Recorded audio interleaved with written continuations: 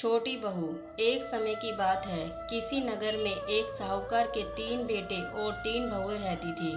साहूकार की सबसे छोटी बहू बहुत सुशील और संस्कारी थी। साथ ही वह भगवान कृष्ण की बहुत बड़ी भक्त थी।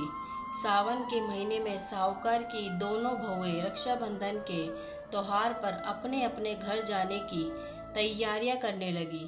सुबह जल्दी उठकर घर का सारा काम करने लगी तो छोटी बहू ने पूछा, क्या बात है दीदी, आज इतना जल्दी जल्दी काम क्यों कर रही हो? तो उनकी जेठानियां बोली, कल रक्षाबंधन का त्योहार है, हम दोनों को अपने भाइयों को राखी बांधने अपने अपने घर जाना है। तेरा तो कोई भाई नहीं है, तू क्या जाने रक्षाबंधन का मतलब, भाई बहन के रिश्ते का एहसास क्या होता है।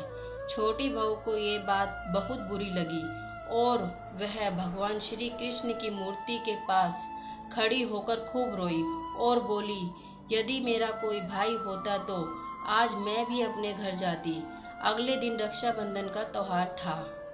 सुबह सुबह उसके घर उसके दूर के रिश्तेदार का एक भाई आया और आकर साहूकार से बोला, ये मेरी बहन है, मैं इसके दूर के रिश्तेदार का भाई हूँ और मैं रक्षाबंधन के त्योहार पर इसको अपने घर ले जाने आया हूँ। लेकिन फिर साहूकार का बेटा बोला, लेकिन इसका तो कोई भाई नहीं है, तुम कौन हो?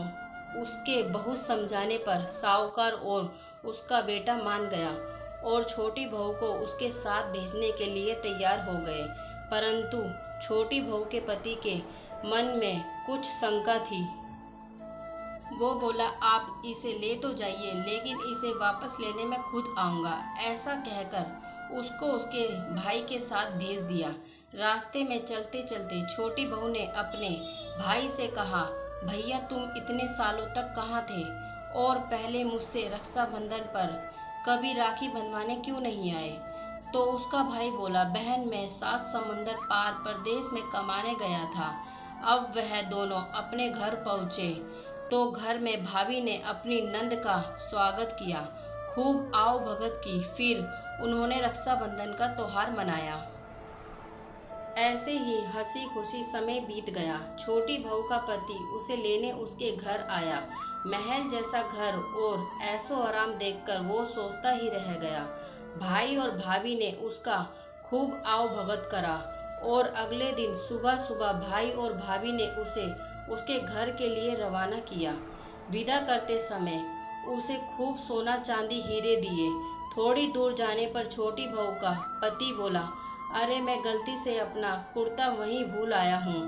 तब वह बोली, कोई बात नहीं, आपका कुर्ता तो पुराना था, इतनी दूर वापस जाएंगे तो घर पहुँचते पहुँचते अंधेरा हो जाएगा। लेकिन उसका पति बोला, नहीं, मैं वापस जाकर अपना कुर्ता ले ही आता हूँ। ऐसा कहकर वो दोनों अपने भाई के घर वापस गए। जैसे ही भाई के घर के पास पहुँचे तो वहाँ उन्होंने देखा भाई के महल घर की जगह पीपल का एक पेड़ है और उस पेड़ पर छोटी बहू के पति का कुर्ता टंगा है। यह देखकर वह बहुत नाराज हुआ और अपनी पत्नी से बोला, ये क्या काला जादू है? कौन था वो जो तेरा भाई बनकर तुझे यहाँ लेकर आया था? मुझे तो शुरू से ही शक था, इसलिए मैं तुझे लेने आया था, बता कौन था वो? ऐसा कहकर वो छोटी बहू को मारने लगा। इतने में तेज प्रकाश के साथ भगवान श्री कृष्ण वहां पर स्वयं प्रकट हुए और बोले, मत मारो इसे, ये मेरी बहन है। हर साल रक्षाबंधन के त्योहार पर ये मुझे राखी बांधती आई है और अब मैंने इसको भाई होने का फर्ज निभाया है। इसे मैंने अपनी बहन माना है। छोटी बहू और उसका पति हाथ जोड़कर श्री कृष्ण के चरणों में गिर गए और फिर सब खुशी खुशी से रहने लगे।